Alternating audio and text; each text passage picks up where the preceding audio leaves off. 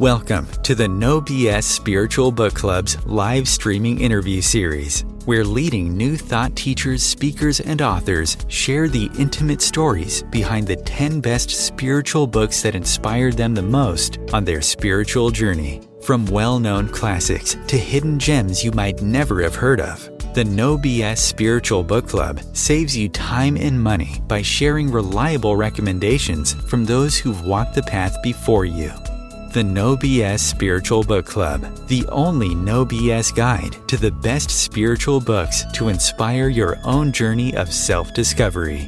Here's your host, founder of the No BS Spiritual Book Club, Sandy Sedgbeer. Hello and welcome.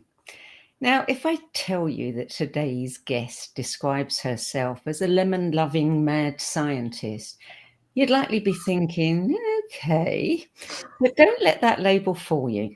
She's much more than that. Liz Larson is a constant seeker who's relentlessly bent on pushing the boundaries in consciousness, awareness, self-development, and healing. A thought leader in the realm of personal development and wellness, and a master certified NLP practitioner, Liz Larson is the co-creator of the Cogno movement system, where her role as idea generator is pivotal in introducing breakthrough techniques in reshaping the nervous system, rewiring the brain and body, and resolving a wide array of issues, blocks, and unwanted patterns. She's also the author of 2 ebooks, Suffering is Optional, and the tiny book of Big Manifesting. Liz Larson joins me now to share the 10 spiritual books that had the biggest influence on her life journey, and also give us some insight into the pioneering modalities that are blending esoteric and spiritual studies with scientific pragmatism to radically transform the functioning of the brain, mind, body, and spirit. Liz, welcome to the show. Wow, thank you so much for having me. I really appreciate being here. Well, lemon-loving mad scientist indeed. I think you may have just won the award for the most original, intriguing, and creative self-description yet. That's funny. And also, you have no idea how much it suits me. How many lemons a day do you suck? Well, it's not about sucking lemons, but my family is Sicilian. There's, lemons are a part of our heritage and everything we make. And so, I'll have a lemon in everything I can, like even in a juice in the morning or a smoothie, I'll make sure there's lemon in that. So I love lemons. I like the image of lemons. I like to paint lemons. I just like them. And the mad scientist part is actually a little more serious. It is what drives me in my work. My constant question is, what else is possible? If this is possible and I combine it with that, does it create something new on the planet? So I'll try anything. I'll always continue to try. And I think that's the mad part of the science, even though I believe that's what science is continuing to push the boundaries and try. Yeah. I love that. And I'm right there with you. Yeah. What if? Yeah. Now, you say that to get to the point in your life where you could be one of the co-creators of the Cogno movement system, you had to deconstruct and reconstruct both your religious and your worldviews. Why was that? Well, I was raised as a Jehovah's Witness. So if anyone's familiar with that, it is a church that really has no ceremony in any way, shape, or form. There's no mysticism at all.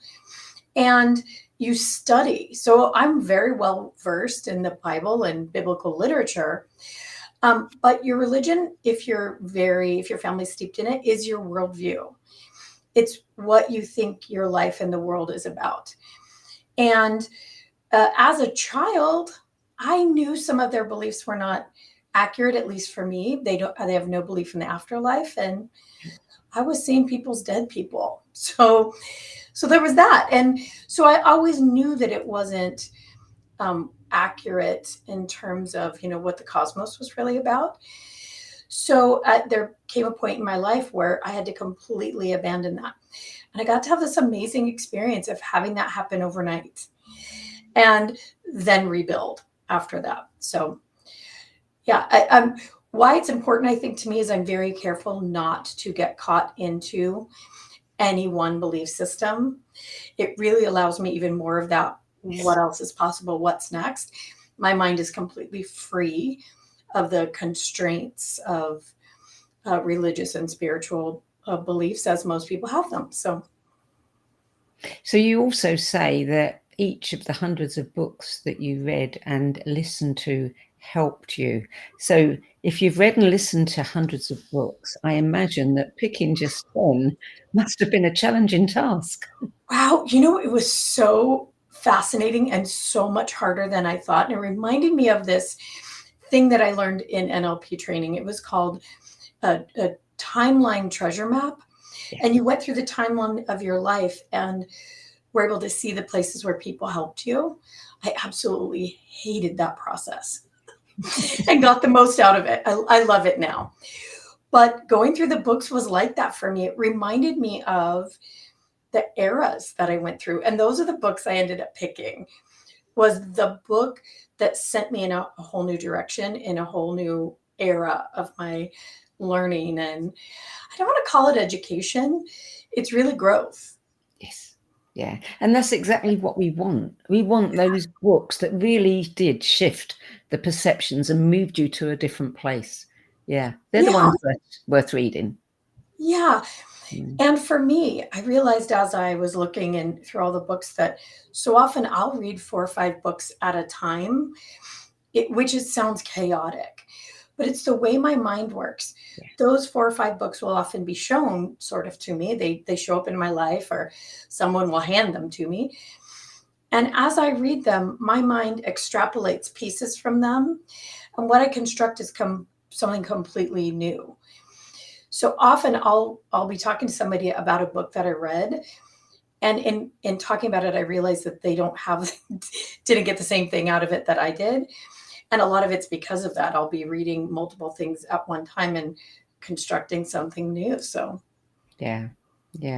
So the first book and the second book, I think it's certainly one of your books is a children's book. It's The Children of Green No, the first book in the Green No Chronicles by L.M. Boston, published in 1954. What was it in that book that inspired you? Ooh, that's the feeling. That's the stuff. So I live in a small town and we were bused to our local library and we could pick our very own book. And this book just talked to me. And in my mind, it was about ghosts. So it was contraband for me in my house. Oh, yeah. Oh, I mean, I was certain I would get caught reading that book and somebody would know the truth about me. I don't know how many times I read it as a kid. And so I listened to it on Audible again before this interview. And it's really about possibility and about things in another realm, in another dimension. It's really not even so much about ghosts as I look at it now as an adult, but it gave me that sensation of real wonder about what else is out there that I need to know about. So I know it's a children's book, but it started me out at about 8 years old. Sometimes those forbidden books are the ones that move us the most. Yeah. And it's funny, now that I think about it, my parents would absolutely not have cared if I read that book. They wouldn't even have realized why it was important to me. So it's kind of funny what a kid thinks. Yeah.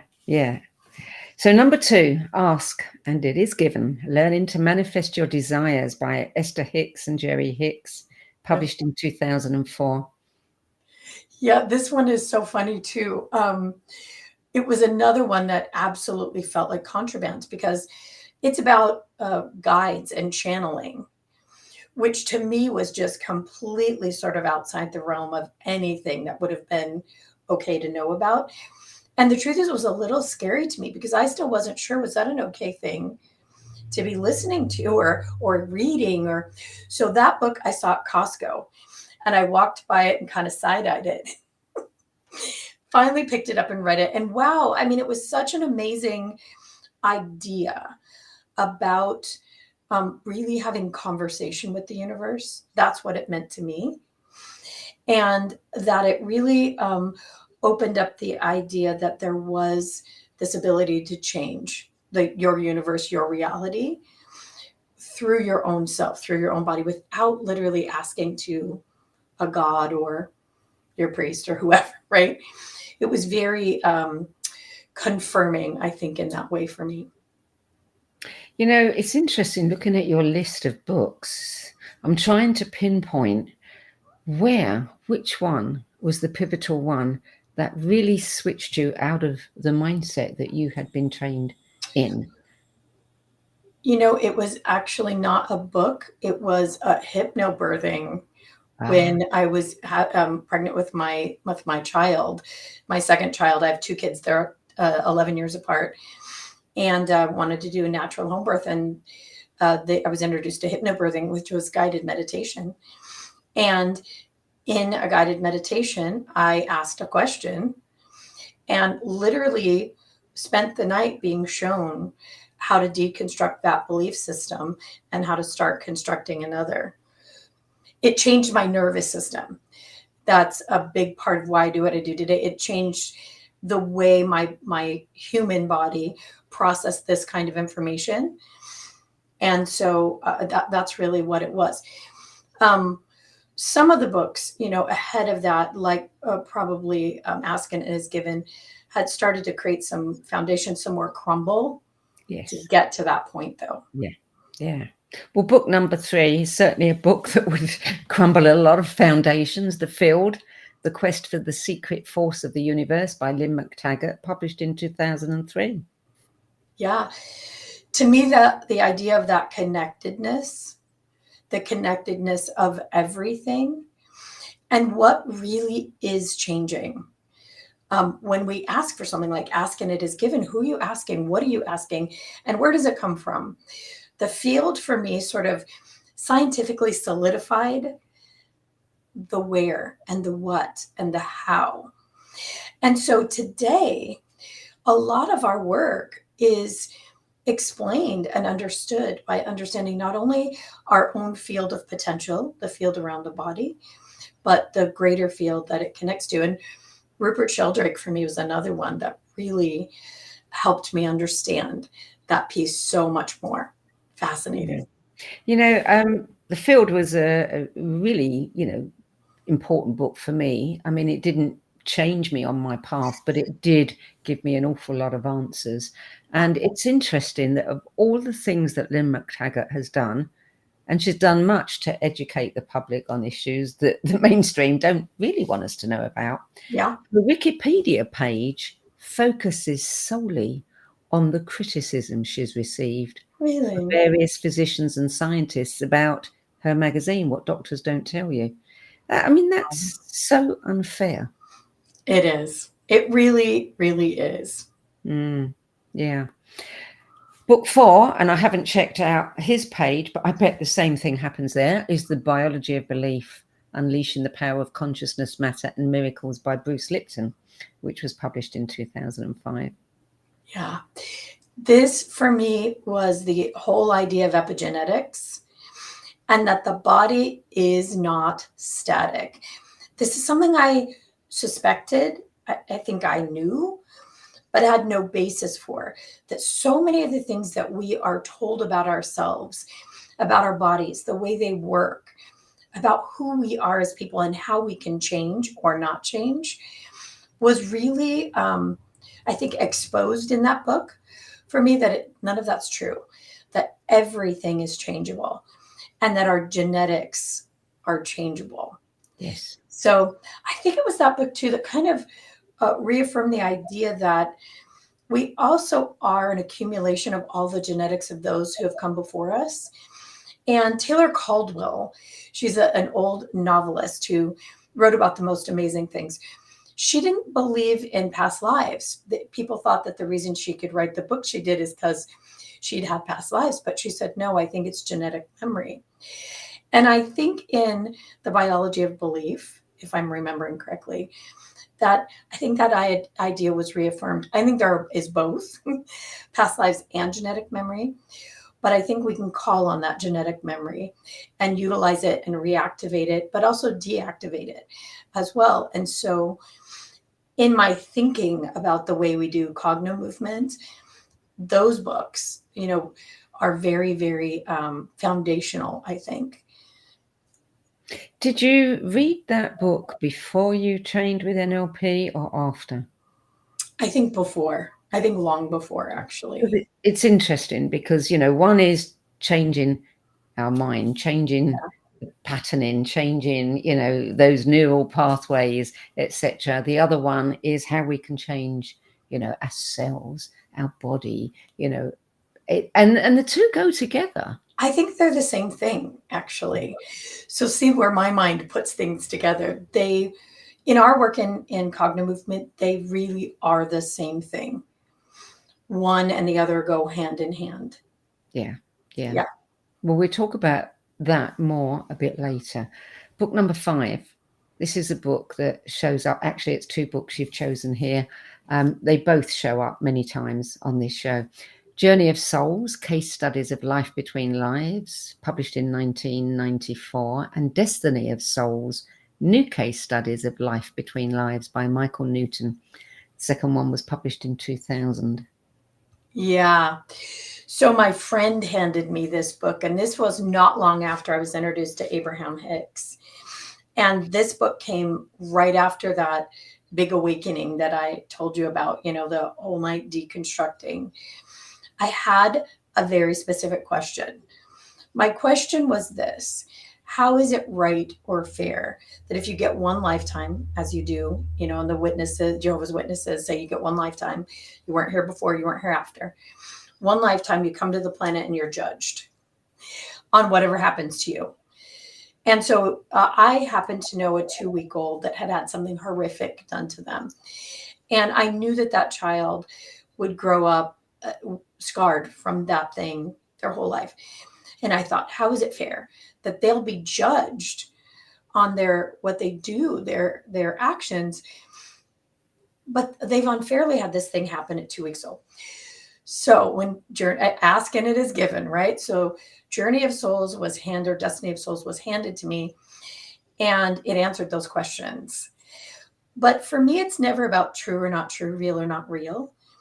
It's about, does the book open and expand a new window of discovery for me, or, wondering or thinking, or does it create a little scaffolding that I can utilize?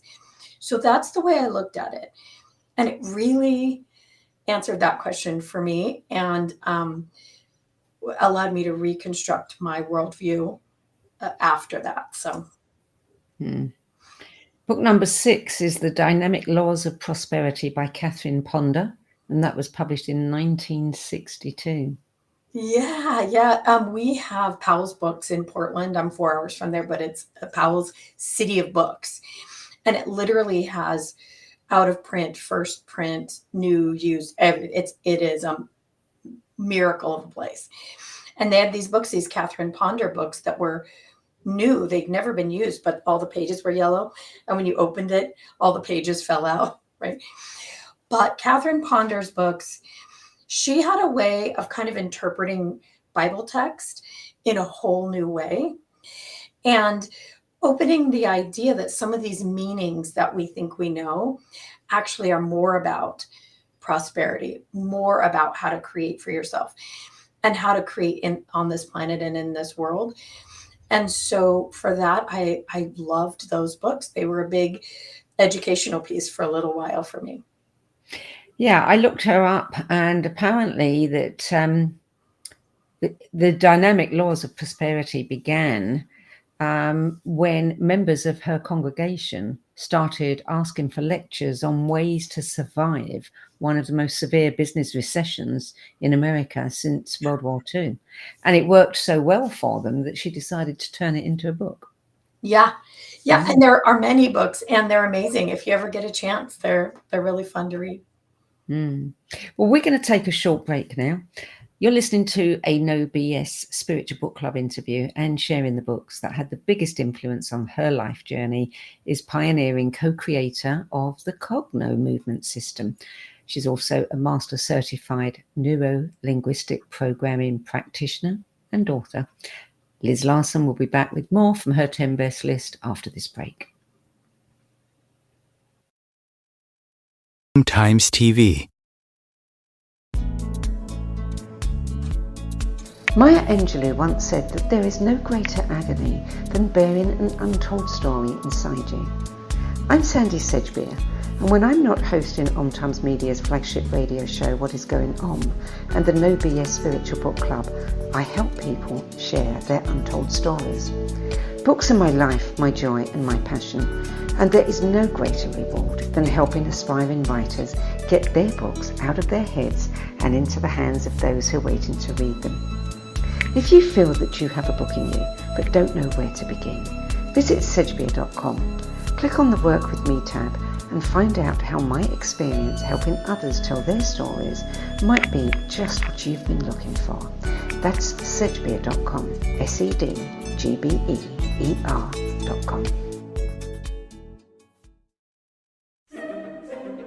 Imagine becoming a super influencer. Reinvent yourself, invest in your brand, and then manifest your success with a robust spheric approach. Times Media and Broadcasting offers a unique and multifaceted way to become the spiritual and conscious influencer you deserve to be by putting your message across our powerful platform with its proven record of integrity and excellence.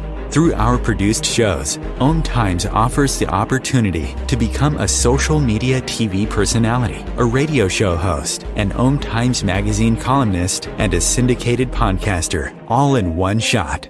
By live streaming your show on Times TV and broadcasting it across the extensive Times radio and TV networks, you become more than a host. You become an ambassador and a force for positive change. Times. Open yourself to the possibilities.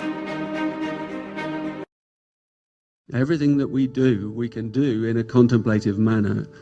Through the art of contemplation, you can use the gene keys in a really powerful way. Gene keys is basically the code book of life. In the gene keys, the book is made up of these three levels: shadows, gifts, and cities. And the journey is through those three levels, kind of unpicking of the shadow states, the releasing of the gifts, and then the embodying of this higher consciousness called the siddhi. And the siddhis are very exalted words.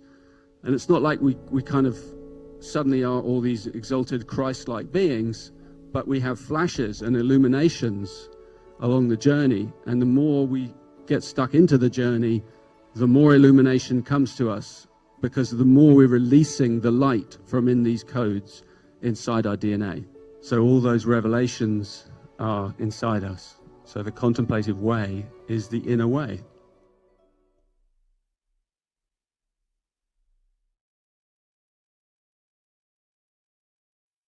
There are 16 million children struggling with hunger in America. That's 1 in 5 daughters, sons, neighbors, and classmates who don't know where their next meal is coming from. Yet billions of pounds of good food go to waste every year. It's time we do something about it. Feeding America is a nationwide network of food banks that helps provide meals to millions of kids and families in need. Visit feedingamerica.org to help them feed even more. Together, we can solve hunger. Together, we're feeding America. Welcome back. Liz Larson, Book 7, The Game of Life and How to Play It by Florence Scovel Shinn, published in 1925. And this one is way near the top of the list of most recommended books. Yeah, I found her after Catherine Ponder at the same place at Powell's Books. And probably for the same reasons as everyone else, just these foundational ideas about the state to put yourself in to create something new in your life, to actually really create change.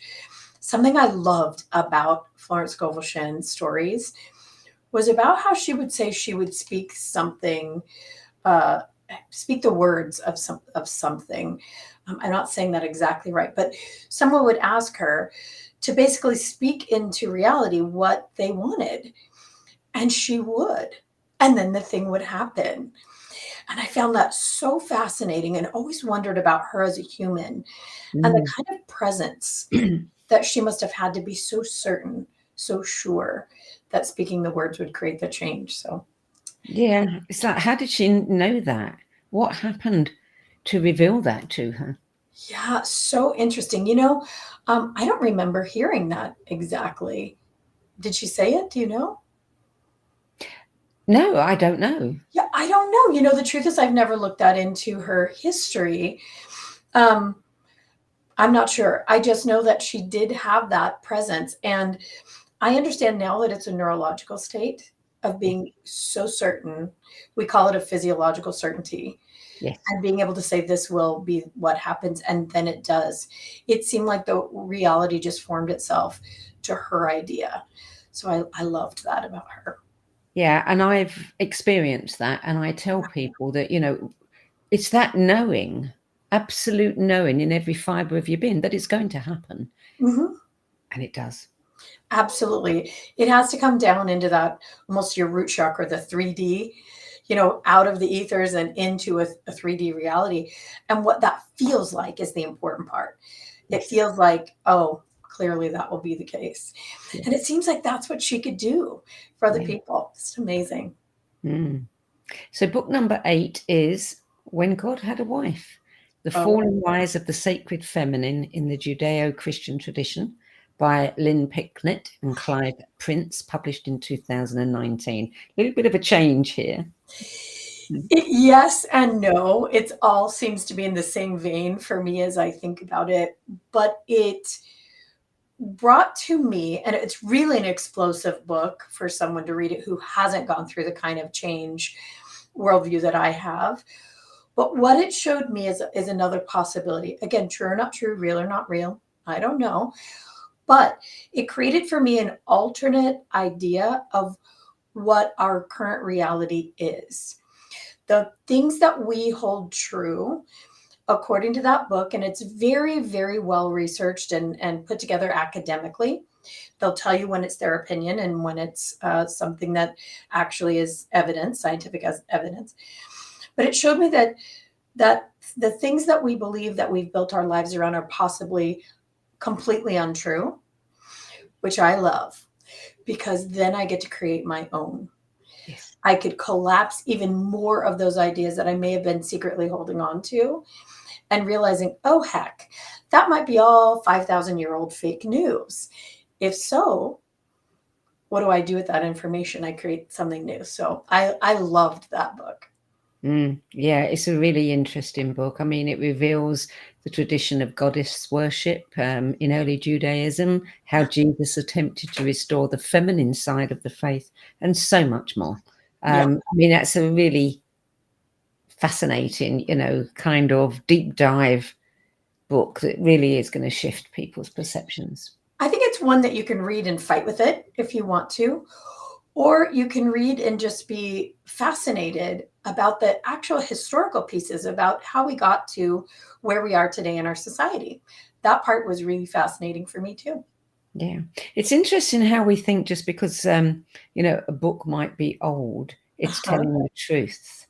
And we all know that, most books are written by the victors of certain circumstances. So it's always going to be a subjective viewpoint. Yeah. And if you no longer have a base where you have to understand it, you have to accept it based on faith. If you no longer have that piece, you can look at it objectively and see how people actually evolved. One of my favorite books was a textbook from college that was art history. And it showed how their architecture mirrored what was actually happening in their lives. And you could see who they were through their art. And there's something about this book that reminds me of that. The way things were happening and changing politically and, with the planet and weather-wise shaped what they believed and who they became and why they had the opinions they had. Not necessarily because it came from God. So I just loved that aspect. Book number 9, Soul Coaching, 28 Days to Discover Your Authentic Self by Denise Lynn, published in 2003. Denise Lynn, to me, was one of the first teachers that I allowed myself to maybe follow a little bit and learn from. And I went to some of her seminars early on, and the sweetness of this human, she has such grace and such sweetness and such kindness that she showed me that in this genre, spiritual education, personal growth and development, that there can be this just sweet lovingness, not a polarized opinion, not a judgmental sharpness, which you do find in this industry. So as a human, I loved her and I loved what she wrote. But soul coaching introduced me to another area of maybe a regression work, and that the past could be changed. And then that changing that past would change the future. So that has played an integral role in the work that we do today. That idea was installed and I think kind of solidified by Denise. And book number 10, again, another classic that turns up time and time and time again. I wonder, well, she obviously does know how many people's lives she touched, because you could tell by the sales figures of the books. But, you know, Louise Hay, You Can Heal Your Life, published in 1984 and still going very, very strong. People still refer to that book all the time, but I'll tell you what really, Louise Hay is my personal hero. The idea that she published that book on the church's copier and then started making phone calls and shipped it out from, oh my God, I love that about this book. I love that it was initiative and just an idea that she had, and the bravery and courage that it took to just start putting it out in the world. And Louise Hay was an older woman by that time, you know, especially for her age range, you know, for her era. And she created an empire from that one moment in time, from her ideas and her surety that she could change the world. So that book for me is more than the great information that's in it. Of course, those ideas are classic. It's about the movement that it created. Yeah, what it stands for. Yeah. Well, that's your 10 best list. Now let's talk about you and, you know, how these books, obviously, they've all had a major influence on your life, and they've all led you down various paths to the point where you are at today. Yeah. But your journey into the brain's capabilities was spurred by your parents' brain illness diagnosis. Tell us a bit about that before we talk about Cogno movement. Yeah. So, like I said, changing things had always been a fascination for me. And I owned car dealerships at one point. But even in that car dealership, I would clear the blocks, the neurological blocks to the sales process for my practitioners, for my salespeople. So I had these inklings already. It was already coming. And a lot of the things I'd studied already were getting me ready for this point. And all of a sudden, out of nowhere, my parents came down with, I guess you'd call it that, Parkinson's and Alzheimer's at the same time. They were very, very healthy people, had none of the markers, not one for either of these brain disorders. But what they did have was 3 or 4 major life traumas all at once. And I watched their nervous systems do what they did in life. My mom was afraid. There was an alligator around every corner. My dad would just retreat and go to sleep. So his body handled stress by retreating into Alzheimer's, and hers went into the fear of Parkinson's. So when I began NLP training in Seattle, I had to drive 7 hours back and forth. I would literally read or listen to on Audible everything I could about how the brain could be changed. I learned about neurology, neuroplasticity, the ways the body could change the brain, how it could be changed through supplements and all of that. So for 2 years, I was constantly studying and really creating the foundation for what I know today that helped us build Cogno movement. So, talking about Cogno movement, I have something here, which is this. Cogno ball. Yeah. A Cogno ball. How is this ball going to change my brain? So the ball is really just a tool. However, I have a different version of it here. The brain likes, on the left brain likes color and complex geometric symbol. These are chakra symbols, but they're very complex geometric symbol. And the left brain immediately goes, hey, is that for me? And the right brain loves the 3D and the kinesthetic touch. So immediately when someone is handling this ball, the left and right brain starts to be in a little more harmony, starts to talk to each other. Most of us hang out in one side of the brain or the other predominantly, and we don't have access to the rest, just out of habit and concussions and other things. So this ball, the first thing it does is that. The next thing it does is we use a lot of the color to test the brain, to see how the brain is functioning. And of course, we use it to keep the eyes focused on something. So what's the difference between your ball and mine? This is actually a prototype ball. We have some little ones. The difference is weight. For children and elderly people, these are easier. When we're using predominantly color, this is a little easier to see. That one is, we just have a lot of techniques. Cognitive movement is like a toolbox full of hundreds of tools. And so we use the balls just a little bit differently for the different techniques. That's all. So how did it come about? I mean, I understand NLP. I trained myself in it. I know, the background to that. How did that lead to Cogno movement? Well, so the NLP that I took, and NLP is so many things. Again, it's like a toolbox. Yeah. And my trainer, her name was Linda Gale Campbell out of Seattle, and she was focused on brain remapping, which just happened to be lucky for me because that's what I needed. No coincidences, right? So I learned that the body and brain could change each other through NLP, and I learned some techniques for how that could happen. But one of the big things was the eye accessing cues in NLP, knowing that the brain utilizes the eyes to actually get to files in the brain. That's something in Cogno movement we have expanded enormously. The information that we know from the eye movement, how the eyes behave, how they track, whether or not there's nystagmus, which is jiggling of the eyes, or the eyes moving independently, things like that. So from NLP, I took that piece.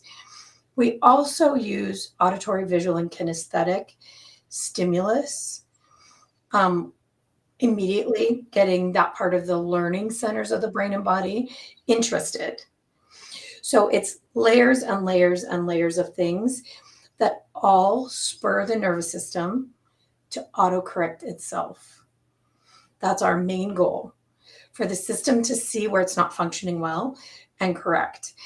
And so, there's some language tools of NLP that we use, but it's kind of like that scaffolding I'm talking about provided that for us when we were starting. So how did it come about? I mean, you've got this knowledge of NLP. You're clearly somebody who's filled with ideas and wanting to, put them into practice. I mean, who actually said, hey, let's start this thing called Cogno movement? So Bill and I met because, it's a long story, but I was doing a healing circle with a friend. We saw him that it'd be nice for him to come and maybe speak in a group in Ashland. And I contacted him and he said, sure. I said, well, give me your email, your website and all of that. I'll promote it. And he didn't have any of those things. No, nothing. So we kind of started building that stuff around a seminar that we put on together. And we started talking almost every day. Bill lives in San Diego. I live in Southern Oregon. We don't have a reason to know each other. I was working as an NLP practitioner at the time, seeing clients and doing that work. And Bill one day decided to have his wife sew a ball that looked very similar to this cloth ball. And he'd learned something about how the left and right brain worked.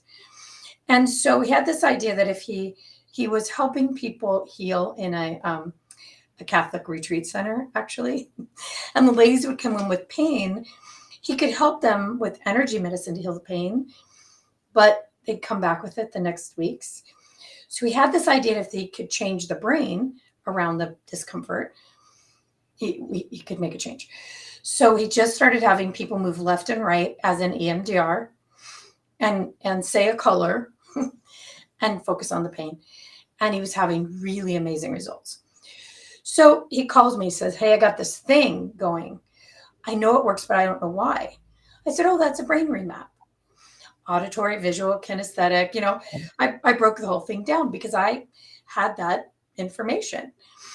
So that was it. That was the beginning.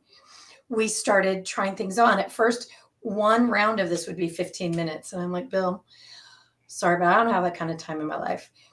So let me add on moving from the low to the high. Let me move through the kinesthetic body into neutrality and then into ideas and inspiration.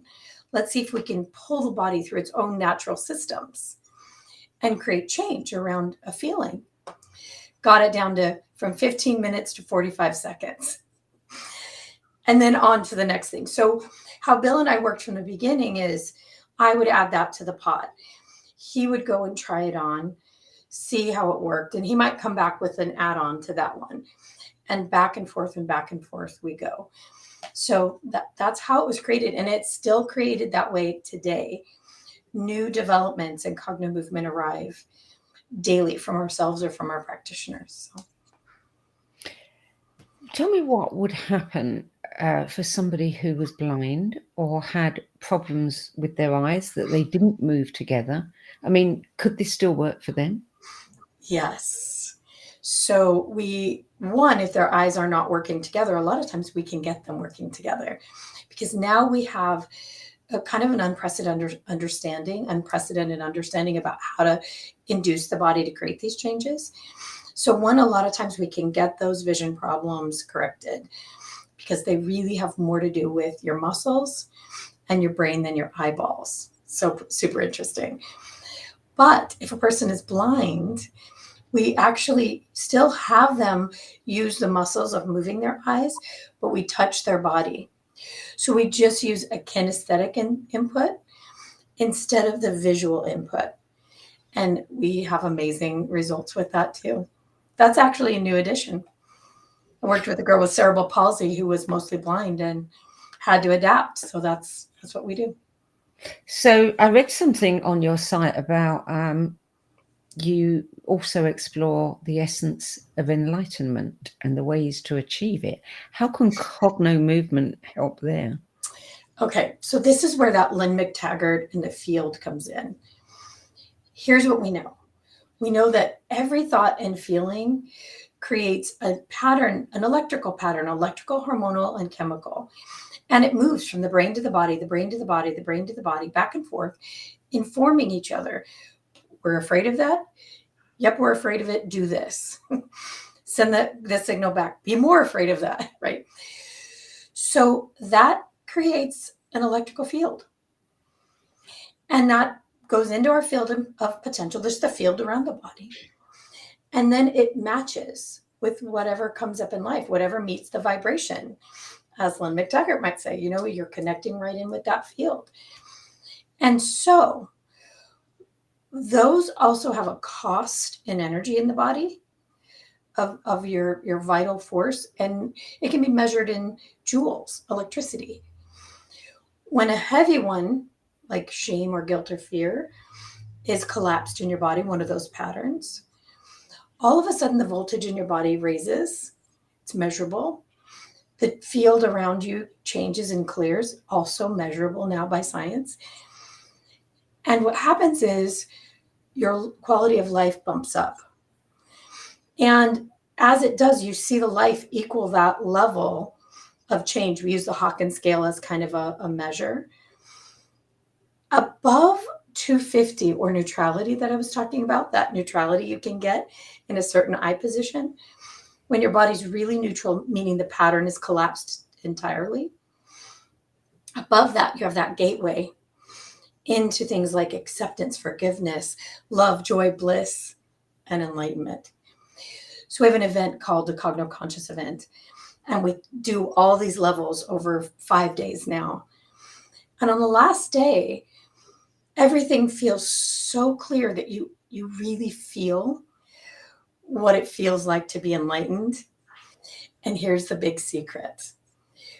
It doesn't feel anything like you would imagine. There's no lightning and rainbows and unicorns. You literally look around and go, oh, that's what this is about? Everything goes still. It's amazing.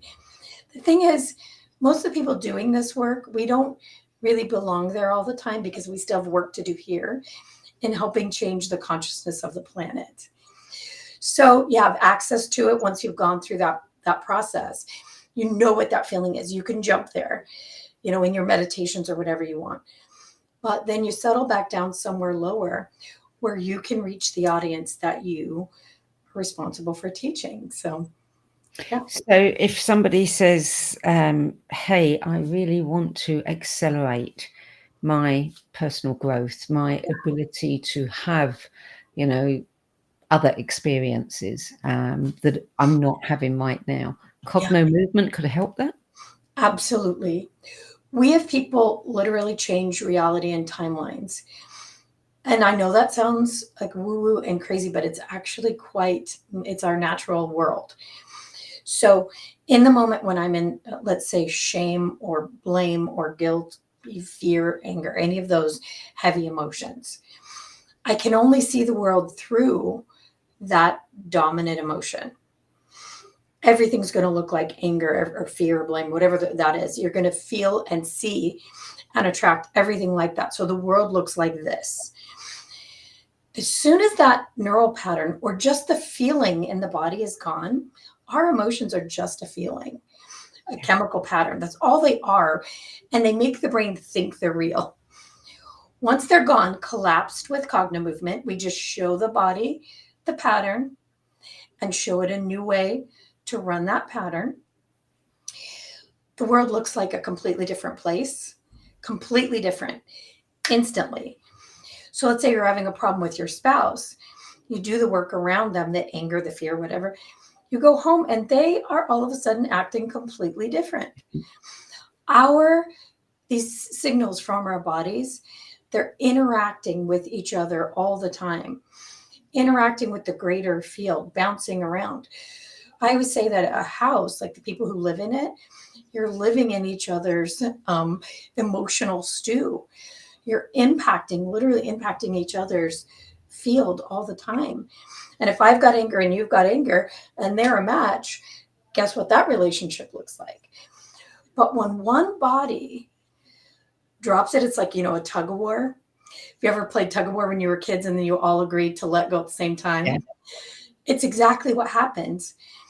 And everything looks completely different. And people have manifested the most outrageous things, simply collapsing the feeling in the body that is, basically the antithesis of that. So if I came to you and said, look, there's this thing that's going on and I can't get to the bottom of it, but I want it to change, maybe it's a pattern or a behavior or something that, my body's doing that, I'm not consciously aware of. Yeah. What would happen if I came to you and said, I need that to change? What would happen in a session? So what happens in a session one-to-one with a practitioner, we actually will have you tell your story, but what we're doing is we're watching, where do the eyes go? Where is the brain actually accessing this information? What happens in the neurology? So you might come in and say, you know what, Liz, I'm so mad at so-and-so and I just can't get past it. We have a chat about it and you chat on. I'm really not listening so much to the words, but watching the nervous system. And all of a sudden, maybe you'll start talking about your dog and here it comes. Here comes the color in the skin. maybe the anger or the sadness or the tears, and that's my in. Even though it's not what you said you came for, it'll be related in the nervous system, and the nervous system will show us the spot that you can get in. And that's it. So we'll work through whatever that is. But what's funny, what it looks like is an excavation of the biggest emotions of your life, but in 10-second increments. It'll come up, and it's from 10 to 30 seconds that'll last. Anger, fear, pain, these horrific stories in your life. And they come in waves and then they collapse. So to me, it's very stream of consciousness. To you, it'll sound like a very linear outlaying of your life. But in doing this, because we're constantly providing input and stimulation to let the nervous system see itself, when you leave, you would say, why am I here again? Or I would say, so you came because you're so mad at so-and-so, and you would say, oh no, Liz, that was never a problem for me. Once it's gone, really, once the feeling is gone from the body, the mind just doesn't give a crap about it. Yeah. We call it a neurological amnesia, but it's the truth. These things that were the biggest problems in our lives are relegated to a book on the shelf over there, some story about me, but I'm not there anymore. I'm a different human. After a session, you actually are a different human. You're wired differently. Your hormones are different. Your chemicals are different. Your electricity is different. So a session changes you physiologically, not just mentally. In fact, I would say the mental change is a side effect. So this sounds like magic. Is it a one session, and then people might come back for other issues, but generally they can remove something in one session? Yeah, it really depends on the thing. So if you're coming for a really fresh concussion, that you need multiple sessions to keep up with the healing of the brain. But if you're coming for a big emotional issue, a lot of times it's one and that one's collapsed. It's done. And then sometime later, your system will actually regrow around this new idea. So up to 6 months later, your body's still changing. But something else will come up under it, the next thing. And the nervous system is so smart. Once it learns you can do this, it'll say, hey, what about this thing? This thing is taking a lot of our energy. How about we clear that out? And the thing is once your voltage is raised, once you actually get back the horsepower running an old pattern, what your body does with that energy is massive. It will start to allow you to heal. Bodies in fight or flight don't heal. So once you're out of that, the body will start to naturally heal. So weird physical ailments start to go away. People sleep differently. Their hormones change. This is why I say it's such a physiological change that happens. So by the time you come back for the next one, you're a different human. You're at a different consciousness level, and the body's really ready to work and change. So a lot of people do this for themselves. We have a program called The Essentials, and people can do it for themselves. And some people will take on a challenge every day. Other people will do 5 minutes a day just for brain health, but even 5 minutes a day after 7 days, you're a different person. So it really creates massive change, from biting your fingernails to saving marriages and even healing major medical crises. So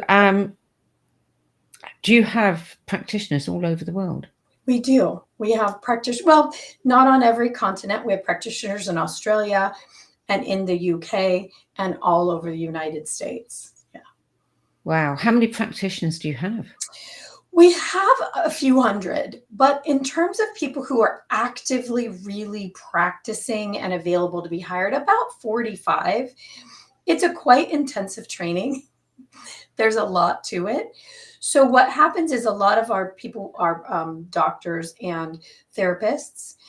So they add it to their practice. Right. Yeah. right? Or they're a physical therapist or a cranial sacral therapist. So you may not see them as just a Cogno movement practitioner. So that's what happens with a lot of people who study our work, is adding it to other medical practices. So it sounds like a really painless and a quick and complete fix in the nicest possible way. Yeah. Yeah. That was the design from my perspective. I'm a person who's impatient. I didn't like going to seminars where I had a seminar high or reading a book that I was so hopeful was going to change my life. So excited, only to realize that it's an idea that didn't change me enough to stick. And then I would find I would be depressed because I thought, oh, everybody else probably can do this and not me. When I realized, oh, this is just a pattern my body's running, it's learned, and it learned wrong, and I can change it. Yeah. Woohoo! Now we're on to something. Yeah. So it's not just about quick change. It's not a state change. It's a physiological change. A state change is, you're fighting with each other. Somebody does something silly and you start laughing. That's a state change. This changes the way your body functions around a subject. So once that happens, you literally have taken the next step up. It's not 3 steps back now. You've taken the next step up and you've built a foundation for yourself where you can clear more and more and more and maintain what you got rid of before. So it was very, very important to me in building and developing this. Liz, we're pretty much out of time now, but this is fascinating, and I'd certainly like to know more about it, and I'm sure our viewers would. So I think you've got plenty of information at the website cognomovement.com, yes? We do, and right now we have a free class. If you just go to the homepage, cognomovement.com, it says it's for Gaia viewers, but you guys can watch it too. It's, if you want to go directly, it's cognomovement.com/Gaia, GAIA, love. And it shows you how to instantly put yourself in that 500 love or above state. It is just a state change, but you can use it to change reality, change your mind about something, change your mind about how you feel about someone, manifest. It's an amazing, amazing class. Liz Larson, thank you for all of that wonderful information, and thank you for sharing your 10 best list of spiritual books with the No BS Spiritual Book Club's library of recommendations. Oh, thank you for having me. This has been a lot of fun. What a great conversation. Yeah, I agree. That's it for this week. I'll be back at the same time next week with another 10 best interview for the No BS Spiritual Book Club. Till then, it's goodbye from me. Thank you again to Liz Larson, and don't forget, check out cognomovement.com. Thank you.